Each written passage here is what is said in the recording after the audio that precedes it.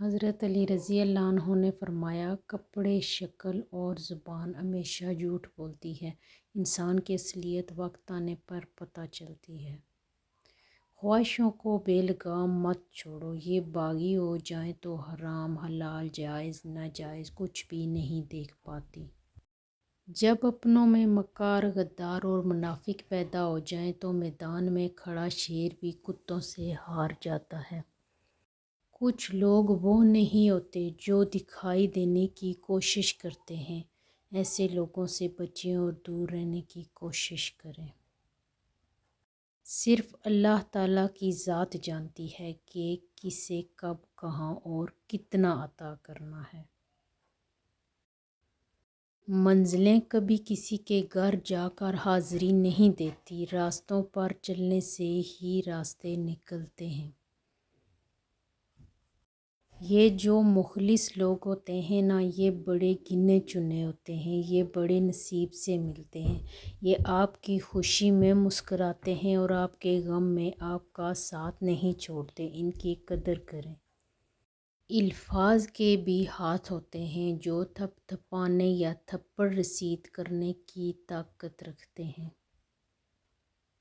بھائی کی وفا شادی کے بعد پتہ چلتی ہے، دوست کی وفا مصیبت میں پتہ چلتی ہے، اولاد کی وفا بڑھاپے میں پتہ چلتی ہے۔ جو شخص جتنا مطمئن رہتا ہے وہ شخص اتنا ہی زیادہ دولت مند ہوتا ہے، کیونکہ اطمینان فطرت کی سب سے بڑی دولت ہے۔ نقصان سے بچنا چاہتے ہو تو اس فائدے سے بچو جس پہ تمہارا کوئی حق نہیں ہے۔ کچھ لوگ کھانے کے اتنے شوقین ہوتے ہیں کہ دوسروں کی خوشیاں تک کھا جاتے ہیں۔ وقت تو انسان کے چہرے تک بدل دیتا ہے، پھر رشتوں کا بدلنا کون سی بڑی بات ہے۔ انسان پر کئی طرح کا بوجھ ہوتا ہے اور سب سے بڑا بوجھ تکبر کا ہوتا ہے، اور ہم یہ جانے بغیر کہ اللہ کے نزدیک کون بڑا ہے اور کون گھٹیا، فیصلے خود ہی کرتے رہتے ہیں۔ خود کو کم تر سمجھنا بند کرو، کیونکہ تم خود ایک متحرک اور پرجوش کائنات ہو۔ مولانا جلال الدین رومی رحمۃ اللہ علیہ۔ غم چھوٹے آدمی کو توڑ دیتا ہے اور بڑے آدمی کو اور بڑا کر دیتا ہے۔